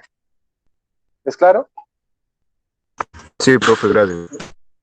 Le reitero, este tema en un proceso es cosa seria, es un tema bien complejo y bien de discutir, porque es que, pues imagínese, usted es poseedor, el edificio vale 200 millones de pesos y usted tener la posibilidad de perder ese edificio y tener que devolverlo, pues usted da la pelea y la pelea se basa en la buena fe, especialmente. Ok, me preguntaban ahorita lo del término. ¿Qué sucede? Acá hay un aspecto procesal muy importante y ese aspecto procesal muy importante es que digamos que esos términos o eso tendría que ser alegado en el proceso. ¿Cuáles son los términos que hay? Los mismos términos para que por prescripción. ¿Qué quiere decir eso? Que el poseedor lo que tiene que alegar en el proceso para que el propietario pierda y no prospere la acción reivindicatoria es que él ya adquirió por prescripción adquisitiva, ordinaria o extraordinaria, dependiendo del caso. Y en ese evento, inmediatamente tumba todo lo que tiene montado el propietario. Entonces, ¿cuáles son los términos que me preguntaban ahorita? Pues los términos son los mismos de la prescripción adquisitiva. ¿Qué quiere decir eso? Que si el propietario demanda al poseedor y ya pasó el tiempo para que el poseedor adquiera por prescripción adquisitiva, pues se expone el propietario a perder el proceso. Sin embargo, hay que tener en cuenta el aspecto procesal y acuérdense en que todo eso tiene que ser solicitado al juez. El juez no reconoce nada de oficio en esos procesos porque es justicia rogada. Entonces, ¿qué es lo que toca hacer? Siempre en estos casos, el poseedor tiene que contrademandar o colocar lo que se llama una demanda de reconvención, que no sé si ya lo han visto en procesal. Entonces el propietario demanda al poseedor y el poseedor contesta excepcionando, diciendo que ya cumplió para ser propietario y adicional a eso, contrademanda. ¿Y contrademanda con qué demanda o con qué tipo de acción? Con la acción de declaración de pertenencia. Ahí se casa la pelea, en ese caso. Profe, una pregunta, es que yo estoy un poco confundida porque tú has dicho que en la declaración de pertenencia tú algo nombraste de 10 años tanto para muebles como inmuebles, entonces yo me confundí con el término. Lo que pasa es que si estamos hablando de la regla general, son 5 años en prescripción ordinaria son 5 años inmuebles, 3 años muebles. Y si estamos en prescripción extraordinaria, hablamos de 10 años para cualquier tipo de bien. Esa es la regla, en ese caso. Entonces, ¿cuál es la situación? ¿Sí queda claro lo que te acaba de mencionar, Paula? Sí, señor. Listo. Entonces, María O sea Fernanda, que dime. esos mismos serían los de del proceso de el que estamos hablando, ¿sí? Sí, lo que pasa es que vean que acá confluyen los dos fenómenos. Asimismo, como se da una prescripción adquisitiva a favor del poseedor, inmediatamente también se da una prescripción extintiva en contra del propietario. Confluyen las dos clases de prescripciones ahí. Y es que en el mismo término, el uno adquiere y el otro pierde o se le extingue el derecho. Entonces, es el mismo término, confluye para los dos. Ahí en ese caso. Ya lo explico con un ejemplo para darme a entender como tal. Pero entonces, para sacar de la duda a María Fernanda, ¿qué es la demanda de reconvención o qué es la contrademanda? Cuando a mí en un proceso me demandan, yo tengo la posibilidad de, además de contestar la demanda, de contrademandar, o sea, como de contraatacar en ese caso. Y en este evento es uno de los ejemplos más particulares para ello. Y es que usted me está demandando diciendo que le devuelva lo que es suyo, acción reivindicatoria, y yo lo voy a contrademandar a través de la acción de declaración de pertenencia para que el juez no solamente le niegue su demanda, sino que de una vez me declare a mí propietario como tal. Entonces, por eso yo les decía al principio que estas dos acciones son como las caras de una misma moneda. Gira en torno de la misma problemática. Bueno, ya es diferente todo el aspecto formal de cómo se hace una demanda de reconvención, que eso ya es un tema procesal. Pero simplemente pues yo contrademando y quedan dos procesos dentro de un mismo proceso en común, pero es que tienen la misma esencia. Porque de un lado el propietario está pidiendo que le devuelvan y del otro lado el poseedor está pidiendo no devolver y que se le declare propietario en ese caso. Puede pasar lo contrario, que el que demande sea el poseedor, acción de declaración de pertenencia, y el que contrademande sea el propietario con la acción reivindicatoria. Y acá, ¿qué es lo que entra a jugar? El término, en ese caso. Pongo ejemplos para que me entiendan. Paula es propietaria. Yo soy poseedor. Digamos que yo soy un poseedor irregular, soy un poseedor de mala fe. Y Paula me demanda solicitando la restitución del bien, acción reivindicatoria. Yo llevo como poseedor irregular 3 años. Ahí en ese caso, nada que hacer. Por más que pelee y patalee, me va a tocar devolver el bien.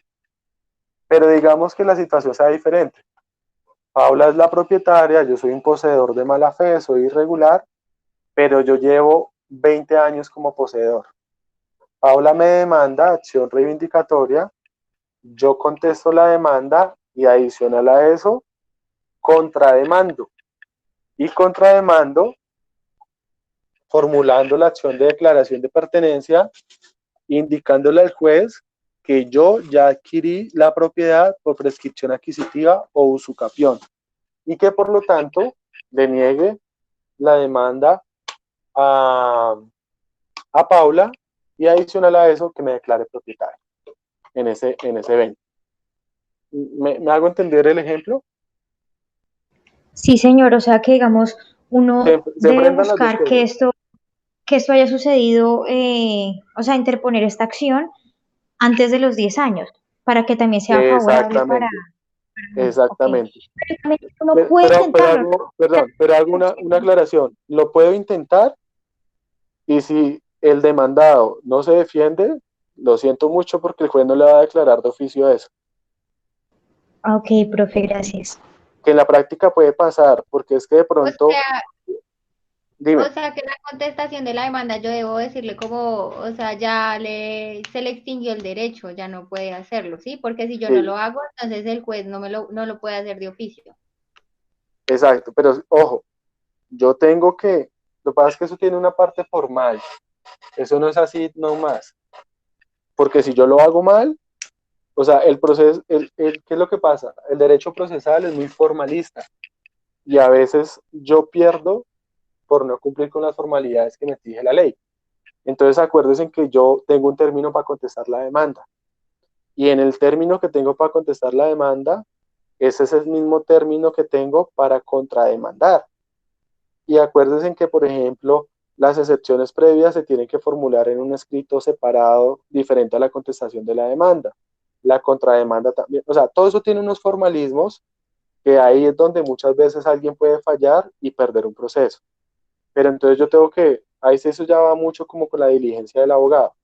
Pero a lo que yo voy es que si en el segundo caso que pusimos ahorita, yo soy poseedor hace 20 años y Paula me demanda, si yo no me defiendo, el juez me ordena a restituir, lo siento mucho, ¿quién me mandó a no defenderme? Pongo el caso inverso, y el caso inverso es que yo, poseedor, soy el que demando, el que doy el primer golpe, y demando solicitando que se me declare propietario por prescripción adquisitiva de dominio, o sea, una acción de declaración de pertenencia. En ese evento que yo demando, Paula tiene la posibilidad de contestar y contrademandarme también. Entonces pongamos el ejemplo que yo demande y yo no tenga el tiempo. Entonces Paula me puede contestar la demanda indicando eso y adicional a eso contrademandarme pidiéndole al juez que yo le restituya el bien y que le restituya los frutos y demás. O sea, esas dos tipos de acciones pueden confluir en un mismo caso. Me dice que cuánto tiempo tiene el propietario para pagarle al poseedor las mejoras. No, eso ya es un tema aparte.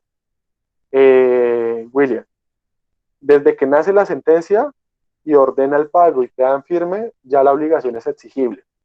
Entonces, desde ahí, desde ese momento, para todo caso, si la sentencia condena al pago de frutos, a la devolución de frutos, al pago de perjuicios, desde que la sentencia está firme, desde ahí ya se hace exigible y desde ahí empieza a correr el término. Si no hay cumplimiento, hay intereses de mora. O en el caso de las mejoras, la misma situación. en ese caso, ahí en ese evento. ¿Es claro?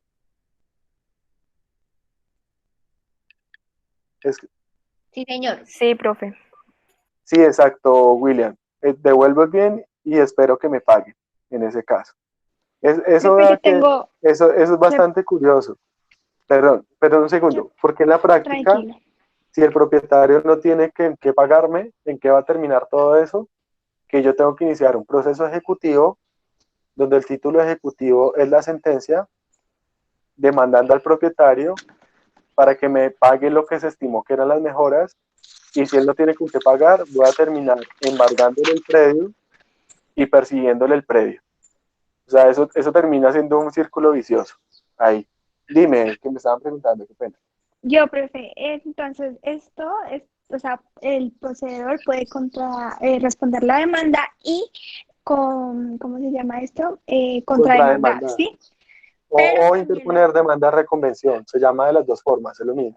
contrademandar y pues yo puse que ahí en la contrademanda puede pues poner la acción de pertenencia, ¿no? Para que se le declare pues propietario o pues que el bien es suyo y para que pues la demanda del propietario no siga, ¿sí? Sí, o sea, lo que Bueno, hace es que se enfrentan dos demandas en un mismo proceso. ok, profe. Y entonces esto lo puede hacer el poseedor, pero también el propietario, si el poseedor llega a demandar y no tiene el tiempo. Dependiendo del orden de eso. Si el que demanda inicialmente es el propietario por acción reivindicatoria, pues el Sí. demandado, que es el poseedor, contrademanda. Si el que demanda inicialmente es el poseedor por declaración de pertenencia, en ese caso el demandado, que es el propietario, contrademanda con acción reivindicatoria. La Ok, discusión es listo. cuál, o sea, la discusión en ambos casos es exactamente la misma. Buena fe, tiempo, justo título, todo eso. Entonces, acá siempre las peleas van a ser, una, demostrar que se es poseedor; dos, demostrar que es regular, o sea, que tiene buena fe o que tiene justo título; y tres, demostrar el tiempo. Esas tres grandes peleas son las que siempre van a estar presentes en uno y otro clase de proceso. Esa es la Profe, gran discusión. o sea que el término, digamos, depende también de si es poseedor regular o irregular. Exactamente. Cada caso es diferente y depende si es un bien mueble o sin bien O inmueble. inmueble. Ah, listo, Exacto. profe. Gracias. Ahí está. Por eso vuelvo y les digo, esto en teoría esto es bonito, en la práctica esto es chévere porque es un proceso en el que realmente hay mucho dinamismo, pero esto es un infierno. O sea, son procesos difíciles, son procesos muy complejos en materia probatoria. ¿Es claro hasta ahí?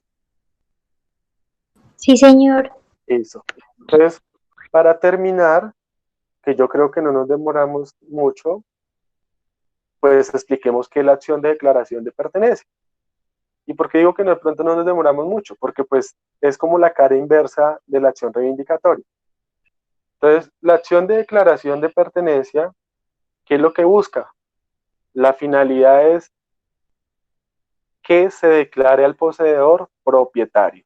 ¿Por qué? Por un modo de adquirir el dominio que se llama prescripción adquisitiva. O sea, la acción de declaración de pertenencia lo que busca es materializar la prescripción adquisitiva de dominio o la usucapión. Es ir y pedirle al juez que le eche a uno con su varita mágica la bendición y le diga, usted pasó de ser poseedor a ser propietario. Lo legítimo para eso. Eso es lo que busca la acción de declaración de pertenencia, en ese caso. Entonces, la acción de declaración de pertenencia, igual es la que estaba en el video y en las lecturas también. ¿Quién la inicia? La inicia principalmente el poseedor contra el propietario. Hay unas excepciones, pero generalmente lo normal y lo usual es que sea el poseedor contra el propietario.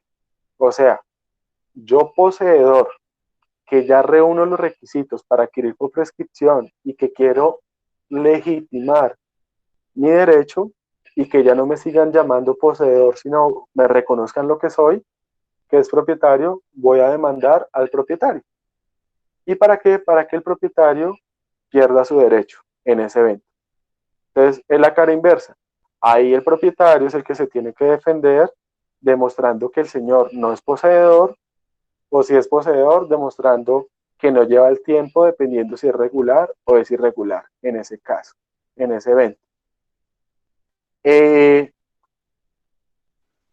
Profe, qué poseedor, pena, dime, una pregunta. ¿En la acción de declaración de pertenencia tiene que ir por medio de la prescripción adquisitiva, ordinaria o extraordinaria, cierto? ¿O es una... sí, o sea, es que la acción de declaración de pertenencia lo que hace es materializar la prescripción, es eso. Ok. Por eso hay quienes llaman, no la llaman acción de declaración de pertenencia, sino la llaman acción de prescripción, como tal. Pero pues se conoce más como declaración de pertenencia. Entonces el proceso de declaración de pertenencia es lo que busca es que el poseedor sea declarado propietario por haber adquirido la propiedad mediante la prescripción adquisitiva de dominio. Ya el tema de si es ordinaria o es extraordinaria y eso ya es un tema más interno del proceso. Pero eso es lo que se busca en ese caso particular. Que yo vaya y que el juez me diga, efectivamente, lo voy a transformar en propietario, en ese caso. Bueno, Entonces, perfecto, gracias. esa es la situación. Por eso, hoy en día hay muchos procesos de eso. Personas que llevan años de los años, cuando hay cambios generacionales pasa mucho. Entonces se muere el padre de uno, entonces uno cree que va a ser heredero de una finca y cuando va a mira, el papá no era dueño de la finca. Entonces uno tiene que legalizar ese derecho. ¿Cómo lo legaliza? A través de la acción de declaración de pertenencia, en el cual se declare que no se es poseedor, sino que se es propietario. ¿Por qué? Por el paso del tiempo en ese particular. ¿Quién la inicia? Pues la inicia el poseedor contra el propietario. ¿Cuándo no es procedente? Cuando se trata de bienes imprescriptibles. Y eso ya lo habíamos hablado. Y es que si, acuérdense que los bienes imprescriptibles, por ejemplo, son los bienes del Estado. Entonces, yo tengo que ser muy cauteloso con eso. Porque si yo soy poseedor de un bien que es del Estado y llevo 20 años y me pongo a demandar, me expongo a que lo que hacen es que me quitan el bien. Porque como es un bien imprescriptible, no me va a prosperar la demanda y por el contrario, yo advertí. En ese caso, de pronto, hasta lo mejor es uno quedarse como poseedor toda la vida. Porque es que Profe, es ir a decirles, vea, tengo un bien que es del Estado, vuélvame propietario. Y le van a decir a uno, pues no sea tonto porque eso no es posible, ahí no aplica la prescripción, antes devuélvame. Dime. profe, ¿y ahí el Estado no podría tampoco entrar a reconocer mejoras? Bueno, sí, de pronto sí el poseedor ha Sí, hecho es algunas posible también. mejoras, ¿sí? También es posible en ese caso, Ok, ahí en ese evento. Ok, gracias. y para terminar, analicemos el artículo 371 del Código General del Proceso, que de alguna forma es el artículo que analiza este señor Bejarano en el video. ¿Qué es lo que sucede? El Código General del Proceso tiene un proceso especial para la declaración de pertenencia. Entonces hay unas reglas que toca tener muy en cuenta en ese caso en particular, en ese evento. 375. Entonces acá, no sé si lo están viendo en la presentación, que le estoy colocando el artículo 375. ¿Sí lo están viendo en la presentación? Sí, señor. Ok, listo. Entonces acá lo agrandé, entonces ahí está. El proceso de declaración de pertenencia es un proceso declarativo con un trámite especial, que es el del artículo 375, que nos dice lo siguiente. Lo vamos a ir leyendo paulatinamente, pero lo vamos a entender muy fácil. Solamente hay como 2 puntos de discusión. Lo otro es netamente explicativo. Entonces dice, en las demandas sobre declaración de pertenencia de bienes privados se aplican las siguientes reglas. 1. La declaración de pertenencia puede ser pedida por todo aquel que pretenda haber adquirido el bien por prescripción. O sea, ¿por quién? Por el poseedor, que dice que adquirió por prescripción. 2. Los acreedores de quién, del poseedor, también pueden hacer valer la prescripción adquisitiva a pesar de la renuncia de esto. Eso es una situación muy, muy curiosa. ¿Qué es lo que puede pasar? Que yo sea acreedor de Paula y que Paula tenga la posesión de un bien, pero Paula no quiera iniciar la acción de declaración de pertenencia. ¿Por qué?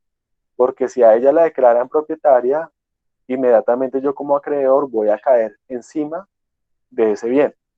Entonces a ella le conviene más seguir siendo poseedora.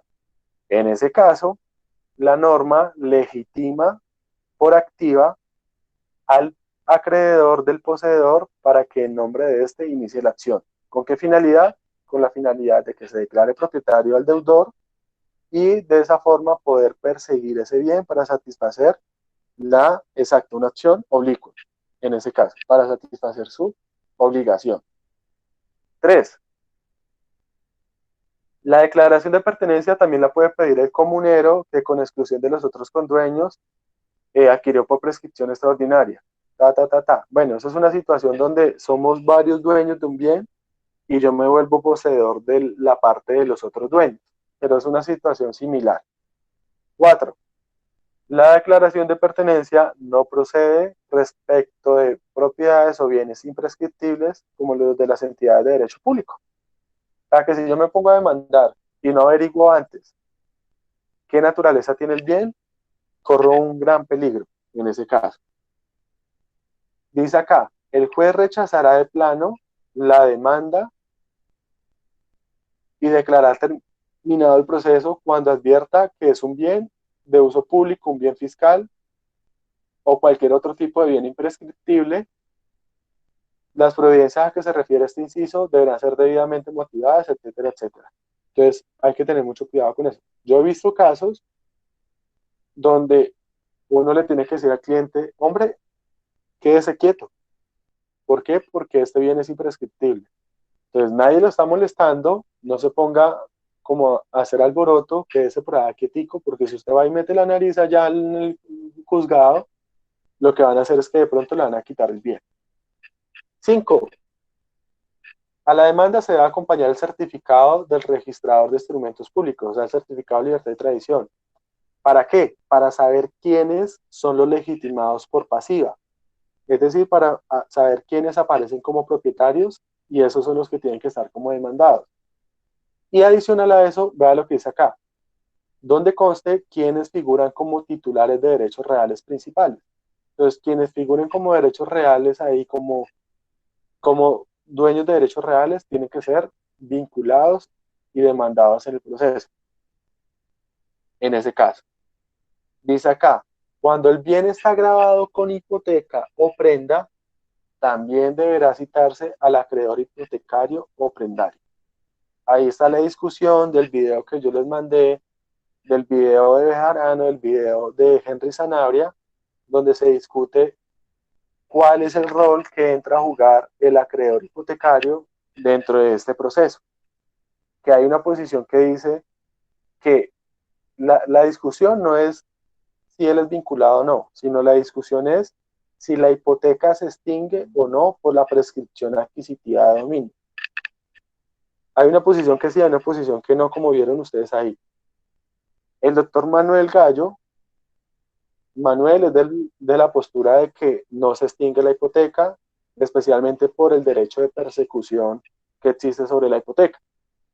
Yo soy más de la posición de que la hipoteca sí se extingue por las razones de que la prescripción purga o limpia la propiedad porque es un modo originario y porque para mí en el Código Civil sí hay un artículo que deja ver que la hipoteca se extingue por la prescripción en ese caso. Ya se los voy a mostrar en ese evento.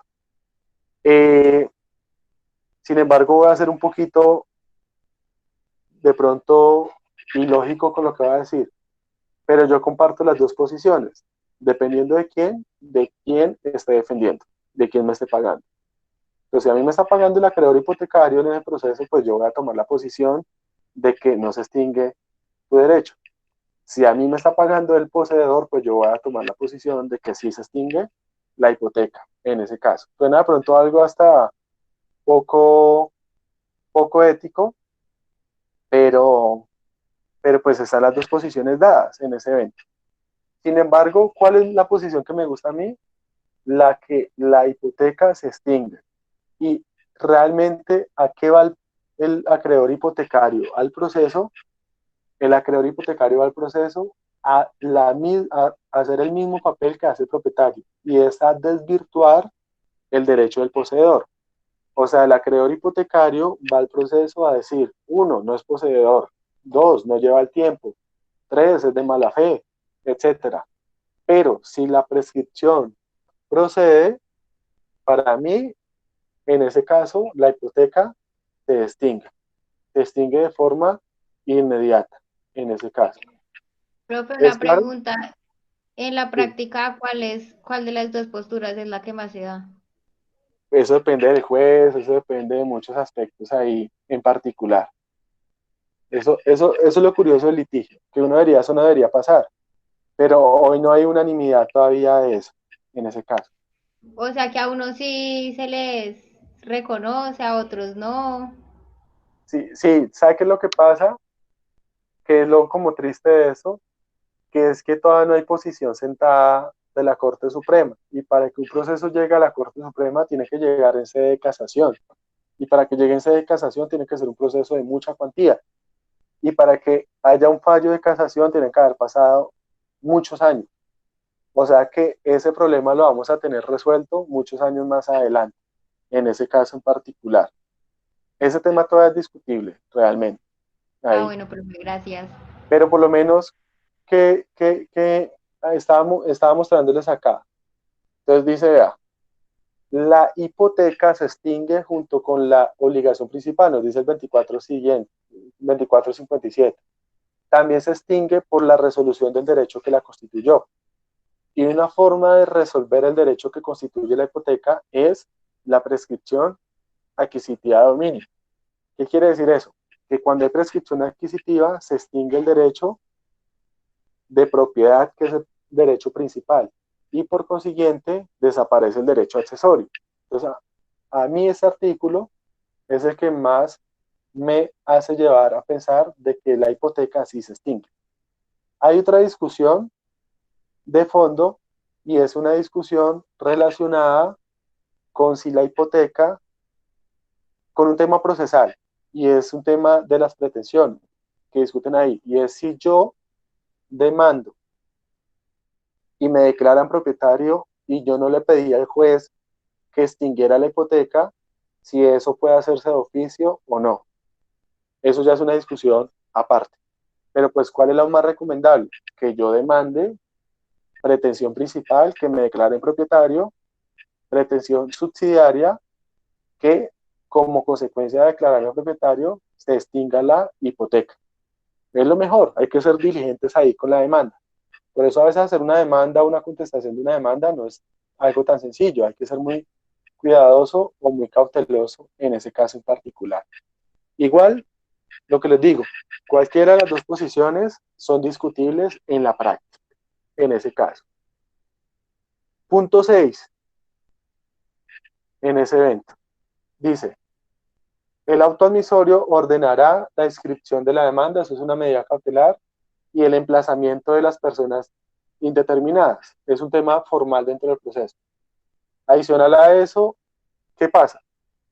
Admitida la demanda, se ordena inscribir la demanda como medida cautelar. 2, emplazar. Entonces hacen una publicación en un periódico donde digan: todo el que tenga derecho o crea tener un derecho, venga a este proceso a pelear. Adicional a eso, ordenan colocar unas publicaciones en el bien, colocar una pancarta de cierto tamaño, que es el punto 7, con cierto tamaño de letra, donde esté toda la información. Por eso ustedes en la práctica pueden ver algunas casas que tienen una pancarta que dice juzgado tal, proceso radicado tal, acción de declaración de pertenencia de fulanito contra fulanito, el que piense que tiene un derecho, venga y pelee. Es una forma de hacerlo.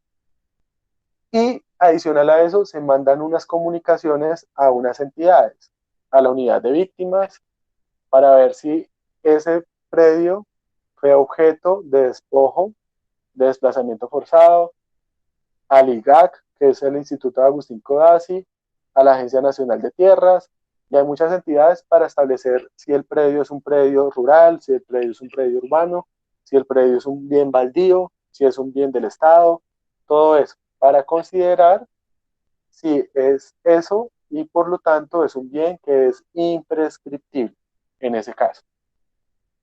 Y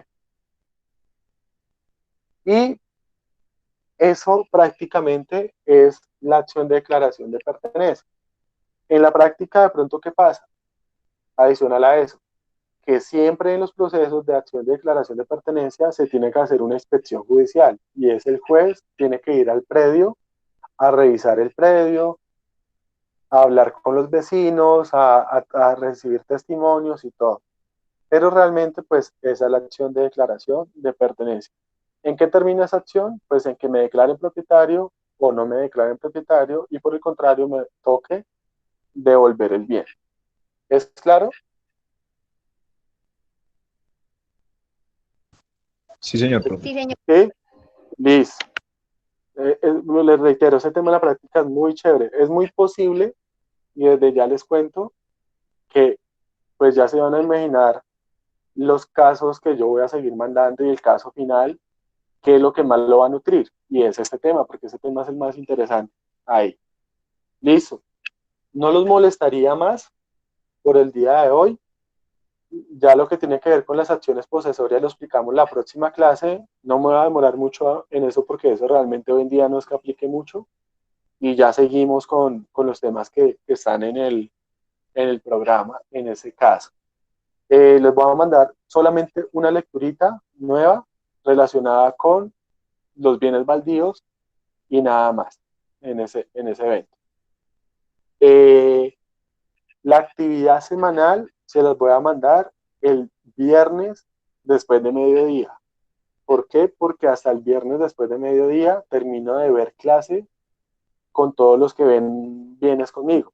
Entonces, para que todos estén como en igualdad de condiciones, y les dejo como plazo 3 días también en ese evento. ¿Listo? Listo, profe, Listo, muchas profe, gracias. gracias. Vale. Y eso, pues si no hay ninguna duda de nada más, pues los dejo descansar y también voy a descansar ahí. Gracias, Bueno, Feliz profe. tarde, profe, noche. Bueno, gracias. Hasta luego. bueno, Gracias, que les vaya muy profe. bien. Bueno. Gracias, profe. Gracias, profe.